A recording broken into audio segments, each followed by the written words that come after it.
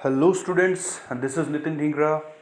और आज जो हम चैप्टर करने वाले हैं वो क्लास 10 सोशल साइंस का चैप्टर नंबर 3, जो कि इकोनॉमिक्स का एक चैप्टर है। उस चैप्टर का नाम है money and credit. Right, money and credit आज हम थोड़ा उसका फर्स्ट पार्ट करेंगे और इससे नेक्स्ट पार्ट में इसको कंप्लीट करेंगे। तो जैसा कि मैंने आपको कहा था कि मैं सोशल साइंस के जितने भी पार्ट हैं, इकोनॉमिक्स हो, ज्योग्राफी हो, हिस्ट्री हो, पॉलिटिकल साइंस हो, या इसके अलावा साइंस में फिज़िक्स, केमिस्ट्री, बायोलॉजी, ये तीनों के तीन, यानी कि साइंस के और सोशल साइंस के जितने भी सब पार्ट्स हैं, क्लास 10th के, क्लास 9 के, और इवन ट्राई करूँगा कि क्लास 8 के भी मैं करके दूँ। तो जुड़े रहिए हमारे चैनल से और सब्सक्राइब करना, ठीक है, और अपने फ्रेंड्स को शेयर करना ताकि उनकी नॉलेज और ज़्यादा बढ़ सके। तो आइए स्टार्ट करते हैं। जैसा कि मेरा पैटर्न है, सबसे पहले मैं आपको जो है चैप्टर का मीनिंग समझाऊंगा कि चैप्टर का एक्चुअल मतलब क्या है, जिससे आपको पता चल सके कि हम चैप्टर में क्या पढ़ेंगे। तो चैप्टर का नेम क्या है, देखो स्टूडेंट्स, चैप्टर का नेम है मनी एंड क्रेडिट। मनी सबको पता है भाई, मनी क्या होता है, पैसे सबके पास होते हैं, है ना, देता कोई भी नहीं तो ठीक है, तो मनी मनी क्या होती है, मनी पैसा होता है, ठीक है। अभी हम पढ़ेंगे कि पैसा का मतलब क्या है, ठीक है।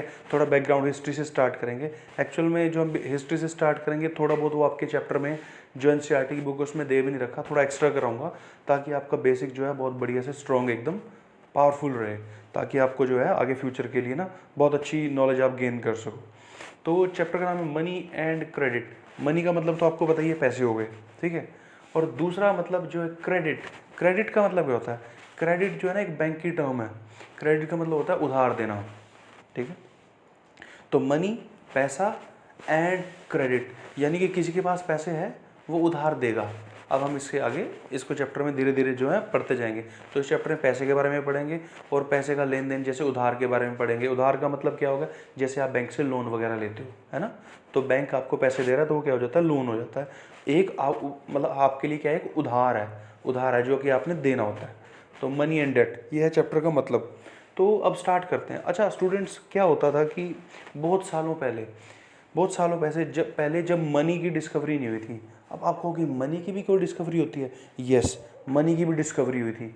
मनी की डिस्कवरी होने से पहले क्या होता था कि जैसे कोई दो बंदे थे, ठीक है, तो दो बंदे थे। अब एक बंदा क्या करता था, वो खेती कर रहा है, उसने बहुत ज़्यादा जो है ना अमाउंट में गेहूँ लगाया, वीट, और उसकी प्रोडक्शन हो गई। तो अब उसके पास बहुत सारी अमाउंट में गेहूँ प्रेजेंट है। बट आज की डेट में क्या है कि उसके पास गेहूँ तो बहुत ज़्यादा प्रेजेंट है, अब उसको कुछ सब्जियां चाहिए, ठीक है। अब सारा दिन वो रोज़ रोज़ गेहूँ खा के, यानी कि गेहूँ से आटा खा के अपना पेट तो नहीं भर सकता, उसे उसकी रिक्वायरमेंट है कि आज उसे सब्जी चाहिए। तो जब उसे सब्जी चाहिए तो सब्जी तो उसने लगाई नहीं थी, ठीक है, तो वो कैसे क्या करे फिर कि उसको सब्जी मिल जाए। तो वो कोई ऐसा बंदा देखेगा जिसने सब्जी बहुत सारी लगाई थी, बट उसे किस चीज़ की ज़रूरत है, वीट की, राइट। एक किसान जिसने वीट बहुत ज़्यादा लगाई थी, आज उसे सब्जी की रिक्वायरमेंट है, वो ढूंढता है किसी ऐसे बंदे को जिसके पास सब्जी बहुत ज़्यादा है पर उसे वीट की रिक्वायरमेंट है। तो दोनों क्या करेंगे, जो फर्स्ट वाला फार्मर है वो उसको वीट दे देगा, और जो सेकंड वाला फार्मर है वो वीट के बदले में उसको सब्जी दे देगा। तो दोनों की ज़रूरतें पूरी हो गई, है ना, तो दोनों की ज़रूरतें पूरी हो गई। ये जो सिस्टम चलता था बहुत साल पहले, जब पैसा डिस्कवर नहीं हुआ था, मनी का आविष्कार या मनी डिस्कवर नहीं हुई थी, तो उस सिस्टम को बोलते थे बार्टर सिस्टम। आई होप कि बार्टर सिस्टम आपको क्लियर हो गया। तो बार्टर सिस्टम में हम क्या कर रहे हैं, हम पैसे नहीं दे रहे, हम क्या कर रहे हैं, एक चीज़ दे रहे हैं, उसके बदले दूसरी चीज़ ले रहे हैं। बट इसकी कमी क्या है, इसकी कमी ये है कि जो गेहूँ लगा रहा है उसको चाहिए सब्जी, ठीक है, तो उसको ऐसा बंदा ढूंढना पड़ेगा जिसके पास सब्जी ज़्यादा हो और सब्जी देना चाहता हो, प्लस वो गेहूँ लेना भी चाहता हो, यानी कि वीट को वो रिक्वायर भी करना चाहते हो। तो इसमें ये दोनों चीज़ें बड़ी दिक्कत थी। फॉर एग्जांपल मैं एक और एग्जांपल देता हूँ। सपोज करके कोई एक बंदा है, वो शूज़ की फैक्ट्री है उसकी, उसके पास बहुत सारे शूज़ है, ठीक है, शूज़ वो बहुत सारे बनाता है। बट अब वो शूज़ बना रहा है तो आज की डेट में उसे क्या चाहिए, उसे सॉक्स चाहिए, जुराबें उसको चाहिए। तो वो जुराबें कैसे कैसे ले सकता है वो जुराबें, तो वो क्या करता, वो किसी ऐसे बंदे के पास जाता जो जुराबें बना रहा हो, ठीक है, तो उसको कहता भाई तू शूज़ ले ले और उसके बदले में कुछ मुझे जुराबें दे दे। बट जो जुराबें बना रहा है बंदा, हो सकता है वो कहे कि मुझे तो शूज़ चाहिए ही नहीं, समझ रहे हो, वो क्या कहेगा, मुझे नहीं शूज़ चाहिए भाई। तो ऐसे केस में ये बार्टर सिस्टम फेल हो जाता था। यानी कि बार्टर सिस्टम कैसे फेल हो रहा है, जब जिस किसान ने खेत में गेहूँ लगाई थी, वो गेहूं के बदले कुछ सब्जी लेने जा रहा था, पर सब्जी वाला फार्मर क्या बोल रहा है कि भाई भाई मैं तो सब्जी से खुश हूँ, मुझे गेहूं चाहिए ही नहीं, मुझे वीट चाहिए ही नहीं। तो जिस किसान को अब सब्जी चाहिए वो फंस गया। ठीक है, तो ऐसे सिस्टम में ये जो सिस्टम था, जब आप एक्सचेंज करते थे, एक चीज़ के बदले दूसरी चीज़ ले लेते थे, इस सिस्टम को बोलते थे बार्टर सिस्टम, राइट। तो फार्मर है, कोई फार्मर वन, वो क्या करता है, गेहूं दे देता है, वीट दे देता है, और जो फार्मर टू है वो उसके बदले में उसको फ्रूट दे देता है, सब्जियां दे देता है। ये कह रहे सब्जियों का एक्सचेंज हो रहा है, इधर से वीट जा रही है, इधर से फ्रूट्स या सब्जियां आ रही हैं। तो इस एक्सचेंज को क्या बोलते थे, बार्टर सिस्टम। तो बार्टर सिस्टम में क्या चीज़ ज़रूरी थी कि एक जो दे रहा है, यानी कि जो ये फार्मर है ये वीट दे रहा है, तो जो फार्मर टू है इसको रिक्वायरमेंट भी होनी चाहिए कि मुझे वीट चाहिए, तभी तो ये फ्रूट एक्सचेंज करेगा। ठीक है, तो इस चीज़ को क्या बोलते हैं, डबल को इंसिडेंस ऑफ वांट्स। को इंसिडेंस का मतलब होता है इत्तेफाक, मतलब है ना, बाई चांस। तो बाई चांस क्या है, इस बंदे को गेहूं चाहिए थी, ठीक है, तो इसने गेहूं ले ली, और बाई चांस इसको सब्जी चाहिए थी तो इसने सब्जी दे दी या फ्रूट्स दे दिए, राइट। तो बार्टर सिस्टम किस चीज़ पे डिपेंड करता है, डबल कोइंसिडेंस ऑफ वांट, यानी दोनों की ज़रूरतें पूरी होनी चाहिए, एक को सब्जी चाहिए, एक को गेहूं चाहिए, दोनों की ज़रूरतें पूरी हो जाती हैं। ठीक है, तो ये सिस्टम चलता था जब तक मनी डिस्कवर नहीं हुई थी। ठीक है, तो इसमें जब मनी डिस्कवरी नहीं हुई थी और दोनों की आपसी ज़रूरतों के हिसाब से सिस्टम चल रहा था, तो क्या हो रहा था, इसमें पैसे की ज़रूरत थी ही नहीं उनको, क्योंकि वो उसकी ज़रूरत पूरी कर रहा है, ये इधर उसकी ज़रूरत पूरी कर रहा है, दोनों एक दूसरे की ज़रूरत पूरी कर रहे हैं, तो पैसे का तो कोई चक्कर था ही नहीं। तो इस टाइम पे मनी डिस्कवर भी नहीं हुई थी। फिर टाइम आ गया भाई कि मनी की ज़रूरत पड़ी। अब मनी की ज़रूरत क्यों पड़ी है आपने देख लिया, क्योंकि अगर ये डबल कोइंसिडेंस ऑफ वांट्स ये नहीं बनती है कहीं पे बात, यानी कि ये जो फार्मर है ये कहता है मुझे वीट चाहिए नहीं है, मुझे नहीं चाहिए वीट, ठीक है, बट इस फार्मर को फ्रूट्स या वेजिटेबल चाहिए, तो ये वाला फार्मर बेचारा फंस जाता है। ये सोचता है अब मैं कहाँ से ढूंढूं ऐसा बंदा जो मेरे से वीट ले ले और मुझे क्या दे दे, मुझे फ्रूट्स या वेजिटेबल्स दे दे। तो इस तरह की दिक्कतें आ रही थी सामने। तो इस तरह की दिक्कतों को दूर करने के लिए किसकी डिस्कवरी हुई स्टूडेंट्स, अब डिस्कवरी होगी मनी की। अब मनी क्या करती है, देखो मनी क्या करती है, जो ये फार्मर है, ठीक है, ये फार्मर क्या करेगा, किसी भी बंदे को, एनी हाउ, नो वन, कोई भी, एनी वन, ठीक है, कोई भी बंदा हो सकता है, उसको ये किसान क्या कर देगा, अपनी वीट सेल कर देगा, अपनी गेहूं बेच देगा। तो जैसे अपनी गेहूं बेचेगा वो बदले में उसको कुछ पैसे देगा, ठीक है, तो बदले में कुछ पैसे देगा जिसको मनी बोल रहे हैं। फिर जब इसके पास मनी आ जाएगी तो ये उस मनी से जो भी इसकी ज़रूरत है, ठीक है, जो भी इसकी ज़रूरत है वो खरीद लेगा। ये आज की डेट का एग्जांपल है, जैसे कि मेरे को कोई चीज़ चाहिए तो मैं किसी शॉप पे जाता हूँ, अगर मुझे सब्जी चाहिए तो मैं उसको पैसे देता हूँ, वो सब्जी मुझे दे देता है। अब उस बंदे के पास क्या आगे पैसे आ गए, वो उस पैसे से चाहे बुक्स खरीदे, चाहे शूज़ खरीदे, चाहे सॉक्स खरीदे, कुछ भी खरीद सकता है। तो मनी, देखो मनी ने कितनी बढ़िया चीज़ करी। मनी ने क्या किया, मनी ने वो चीज़ एलिमिनेट कर दी कि आपको वो बंदा नहीं ढूंढना पड़ेगा, जो आप सामान चाहते हो वो दे दे, ठीक है, और जो वो चाहता है आप उसको दे दो। इस चीज़ को एलिमिनेट किया किसने, मनी ने। तो मनी क्या थी, money eliminates the double coincident of wants and act as the medium of exchange, act as the medium of exchange. तो मनी कैसी बन गई, एक्सचेंज का मीडियम बन गई। तो मनी आपने दे दी, जिस बंदे को आपने मनी दिया वो उससे कुछ मर्जी खरीदे, ठीक है, और आपको आपकी ज़रूरत की चीज़ भी मिल गई, राइट। ये तो आपको पता ही है कि आप फ़ोन लेने के लिए किसी शॉप पे गए, आपने उसको पैसे दिए, आप फ़ोन ले आए, उस पैसों से वो अपने घर का राशन लेके आएगा, उस पैसों से अपने शूज़ लेके आएगा, उस पैसों से अपने कपड़े लेगा, जो मर्जी लेता है, ठीक है। तो ये हो गया आपका मनी, राइट। आई होप कि आपको बहुत अच्छे से समझ आ रहा है। हमने बार्टर सिस्टम पढ़ा जहाँ पे चीज़ें एक्सचेंज कर रहे थे। एक्सचेंज करने में दिक्कत क्या आ रही थी, एक्सचेंज करने में दिक्कत ये आ रही थी कि एक बंदा जब किसी चीज़ को बेच रहा है, ठीक है, मतलब एक्सचेंज करना चाहता है, पर सामने वाला बंदा कह रहा है मुझे ये चीज़ चाहिए ही नहीं, तब दिक्कत आ रही थी। तो एक्सचेंज में दिक्कत आ रही थी जब दोनों की ज़रूरतें सेम नहीं थी, डबल कोइंसिडेंस ऑफ वांट्स एकदम से मैच नहीं कर रहा था, ठीक है। तो फिर मनी आती है। तो स्टार्टिंग में जो मनी आई थी बहुत, मतलब ऐसा नहीं है कि सीधा ही करेंसी जो हम नोट लेते हैं ऐसे आ गए थे। जो कुछ राजा हुआ करते थे वो सिक्के चलाते थे, कॉइन्स, कोई गोल्ड के सिक्के चलाता था, कोई सिल्वर के सिक्के चलाता था, कोई है ना ब्रॉन्ज के सिक्के चलाता था। तो ये सिक्के क्या करते थे, ये मीडियम ऑफ एक्सचेंज बनते थे, ठीक है। तो ये सिक्के दे करके सारा काम चलता था, यानी कि उस टाइम पे ये फार्मर अपने गेहूं बेचने जाएगा, ये वीट बेचने जाएगा, इसको सिक्के मिल जाएंगे, इन सिक्कों से ये कुछ भी खरीद लेगा, जैसे आज की डेट में होता है, ठीक है। तो फिर अब हम पढ़ते हैं मनी। तो हमने पढ़ लिया क्या होता है मनी। क्या होता है? एक मीडियम ऑफ एक्सचेंज होता है, ठीक है, जो कि डबल कोइंसिडेंस ऑफ वर्ड्स को हटा देता है। और स्टूडेंट्स ये जो मैंने इसकी डेफिनेशन लिखी है ये आप एग्जाम में एज इट इज़ यूज़ कर सकते हो, ठीक है। ये मैंने बिल्कुल परफेक्टली आपके लिए राइट डाउन कर दिया। तो आइए आप पढ़ते हैं हम types of money. Types of money में आता है करेंसी, ठीक है। करेंसी क्या होता है? ठीक है, करेंसी वो जो मेरे पास नोट्स हैं, जो आपके पास भी नोट्स पड़े होते हैं घर में, 200 का, 500 का, 2000 का, 100 का, 50 का, ये सारे के सारे जो नोट्स होते हैं करेंसी नोट्स होते हैं। इनको क्या बोलते हैं? इनको करेंसी बोलते हैं। और करेंसी आज की डेट में कौन सी है? ये नोट्स होते हैं, यानी कि कागज़ के बने होते हैं, और दूसरा ये कॉइन्स हो सकते हैं। ये दोनों की दो करेंसी होती है। अब करेंसी का क्या फंडा है? ठीक है, करेंसी तो मनी है, ये तो हमने पढ़ लिया, क्योंकि क्या ये टाइप्स ऑफ मनी हम पढ़ रहे हैं, ठीक है। अब करेंसी कौन इशू करता है इंडिया में? इंडिया में जो करेंसी इशू करता है वो होता है रिजर्व बैंक ऑफ इंडिया। अब रिजर्व बैंक ऑफ इंडिया को ये पावर किसने दी है? रिजर्व बैंक ऑफ इंडिया को ये पावर दी है हमारे संविधान यानी कि कॉन्स्टिट्यूशन ऑफ इंडिया ने। कॉन्स्टिट्यूशन ऑफ इंडिया या फिर कह लो गवर्नमेंट ऑफ इंडिया, ठीक है। तो government of India empowers reserve bank कि वो करेंसी छाप सके, वो नोट प्रिंटिंग करता है। तो अच्छा, एक क्वेश्चन मैं आपसे पूछ लेता हूँ जो कि इंपॉर्टेंट भी हो सकता है जी के पॉइंट ऑफ व्यू से। क्या आपको पता है कि कौन सा ऐसा नोट है जो रिजर्व बैंक नहीं छापता? ठीक है, क्या आपको पता है ऐसा कौन सा नोट है जो रिजर्व बैंक नहीं छापता? आप मेरे को कमेंट करके बता देना कि कौन सा ऐसा नोट है जो रिजर्व बैंक नहीं छाप रहा। क्योंकि अभी तो मैंने आपको बोला कि सारे के सारे नोट रिजर्व बैंक छापेगा, बट एक ही नोट ऐसा है जो रिजर्व बैंक नहीं छापता।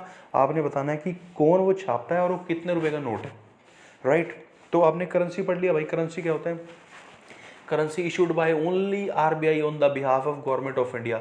ये नोट्स भी हो सकते हैं, है ना, ठीक है, और कॉइन्स भी हो सकते हैं। इंपॉर्टेंट चीज़ क्या है? इंपॉर्टेंट चीज़ ये है क्योंकि इसको रिजर्व बैंक छाप रहा है गवर्नमेंट ऑफ इंडिया के कहने पे, तो कोई भी बंदा इसको मना नहीं कर सकता। मना नहीं कर सकता का मतलब, जैसे अगर मैं किसी शॉप पे जाऊँ, मैं कहूँ कि मुझे ये शूज़ खरीदने हैं या मुझे ये फ़ोन खरीदना है, ठीक है, तो मैं उसको पैसे दूँ, ठीक है, और वो कहेगा जी मैं ये नोट नहीं लूँगा। क्यों नहीं लेगा भाई? ये नोट पूरे इंडिया में चलेगा, ये सिक्के पूरे इंडिया में चलेंगे, ठीक है। So no one can refuse to accept the currency. कोई भी रिफ्यूज नहीं कर सकता है, ठीक है, इसको रिफ्यूज नहीं कर सकते भाई। ओके, फिर हम पढ़ते हैं कि एक तो टाइप ऑफ मनी होगी करेंसी, जो कि आप देखते हो आपके पास रहती है, आपकी जेब में रहती है, आपकी पॉकेट में रहती है। दूसरी टाइप ऑफ करेंसी क्या है? Deposit with bank. भाई बैंक का तो सबको पता है, ठीक है। क्या होता है कि मेरे पास सपोज मेरी सैलरी 1 लाख रुपीज़ है, ठीक है, बट मेरा मंथली खर्चा है 50,000 का। तो जब मेरी 1 लाख रुपए सैलरी है और 50,000 रुपये मेरा एक मंथ का खर्चा है, तो जो बाकी 50,000 रुपये हैं वो मैं घर थोड़ी रखूँगा। घर से चोरी हो सकते हैं, कोई भी दिक्कत हो सकती है। तो मैं क्या करने वाला हूँ, मैं उस 50,000 को कहीं पे सेफ रखना चाहता हूँ, ताकि जब भी मुझे ज़रूरत हो तो मैं ले लूँ। तो मैं क्या करता हूँ, मैं बैंक में जाकर के अपना अकाउंट खोलता हूँ और उसके अंदर जाकर के मैं अपने डिपॉजिट कर देता हूँ पैसे 50,000। यानी कि मैंने क्या किया, 50,000 की करेंसी उठा करके मैं ले गया और बैंक में मैंने डिपॉजिट कर दी, ठीक है। तो 50,000 की मैंने करेंसी डिपॉजिट कर दी। अब बैंक के पास मेरे 50,000 रुपये पड़े हैं, ठीक है। हो सकता है कि मुझे अभी तो ज़रूरत नहीं है, पर 5 या 6 दिन के बाद मुझे ज़रूरत पड़ेगी। तो मैं क्या करूँगा, मैं बैंक में जाऊँगा और बैंक से मैं पैसे निकाल लूँगा। तो बैंक से पैसे मैं कब निकालूंगा? जब भी मुझे ज़रूरत हो। और बैंक पैसे मुझे देगा कब? जब भी मुझे ज़रूरत होगी। तो बैंक मुझे हमेशा पैसे देगा जब भी मुझे ज़रूरत होगी, यानी कि जब भी मैं डिमांड करूंगा तो बैंक मुझे पैसे देगा। तो इस तरह का डिपॉजिट जो मैंने बैंक में कराया, ठीक है, और जब भी मुझे डिमांड होगी बैंक मुझे दे देगा, तो ऐसे डिपॉजिट को हम क्या बोलते हैं? हम बोलते हैं डिमांड डिपॉजिट। ऐसे डिपॉजिट को हम क्या बोलते हैं? डिमांड डिपॉजिट, जो कि कभी डिमांड करूं मैं और डिमांड करने पे मुझे वापस मिल सके, ठीक है। तो देखो, डिपॉजिट कब करते हैं? एक्स्ट्रा जो मेरे पास सेविंग है वो डिपॉजिट कर देता हूँ बैंक में, अपने बैंक के अकाउंट में। मैं अपना बैंक का अकाउंट खोल लेता हूँ, ठीक है। फिर ये amount can be withdrawn any time whenever we demand. So because whenever we demanding the money from the bank is giving, the bank gave us the money. तो जब भी बैंक हमें मनी दे देता है क्योंकि हम demand कर रहे होते हैं, तो देयरफॉर दिस टाइप ऑफ जो मनी है, ये मनी कैसी थी? ये मनी ऐसी थी, मेरे पास नहीं थी ये करेंसी, तो मेरे पास पड़ी है ना करेंसी नोट्स। डिफरेंस सीखो, ठीक है। डिफरेंस क्या है? करेंसी नोट्स मेरे पास हैं, बट मेरे पास डिमांड, ये जो डिपॉजिट है ये मेरे पास नहीं है। किसके पास है? ये बैंक के पास पड़ा है, ठीक है। तो बैंक के पास पड़ा है, पर जब भी मुझे ज़रूरत होगी तो मैं ले लूँगा। कैसे? अब मैं बैंक से पैसे लूँगा कैसे, इसका तरीका सीखो। जब मैं बैंक से पैसे लेने के लिए बैंक में गया, ठीक है। तो बैंक ने मुझे जो है ना, मुझे पैसे, सपोज मैंने 10,000 रुपये निकाले, तो बैंक ने मुझे 500 के नोट दे दिए, तो 500 के नोट मेरे पास वापस आ गए, तो यानी कि मेरे पास क्या होगी, करेंसी। ठीक है, मेरे पास क्या होगी, करेंसी। बट मुझे क्या करना है, मुझे 10,000 रुपये तो निकालने हैं, पर 10,000 रुपये मैंने आपको देने हैं। ठीक है, 10,000 किसको देने हैं, मैंने आपको देने हैं। तो मैं क्या सोचता हूँ कि यार मैंने निकाल करके पैसे लेके आऊँगा, ठीक है, करेंसी को मैं निकालूंगा और मैं आपको दूंगा, तो मैं क्या एक कोई और तरीका भी तो ढूंढ सकता हूँ। वो जो दूसरा तरीका है उसको बोलते हैं चेक। चेक आपने सबने सुना है। तो दूसरा तरीका क्या है, चेक। अभी चेक के बारे में समझाता हूँ। तो ठीक है, तो चेक में क्या होता है, in the cheque money can be given without currency.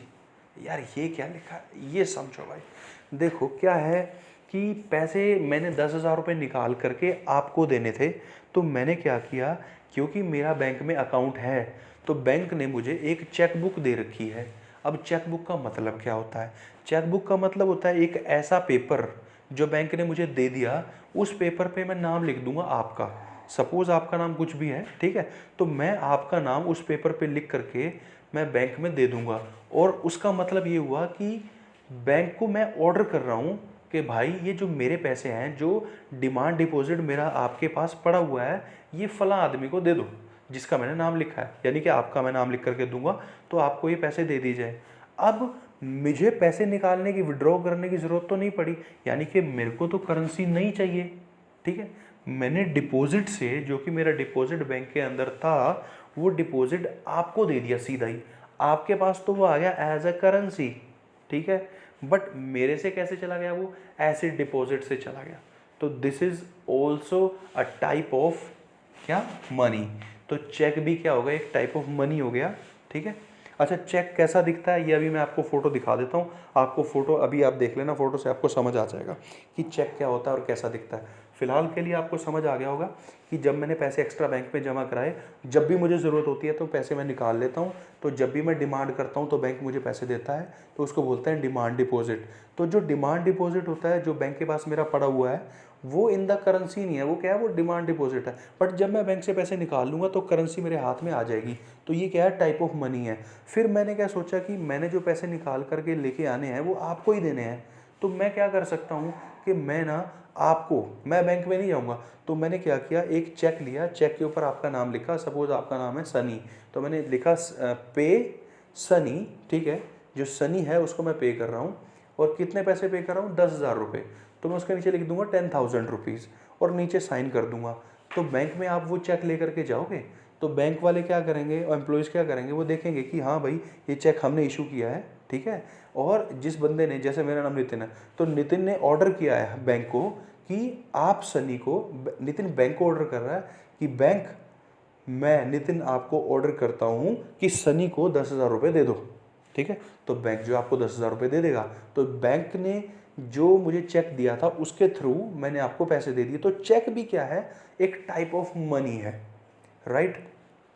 तो आइए अब मैं आपको दिखा देता हूँ कि चेक होता कैसा है। तो भाई देख लीजिए चेक कैसा होता है। इस चेक में जैसे किसी बंदे का नाम लिखा हुआ है, ठीक है, ये कोई नाम है यहाँ पे लिखा हुआ।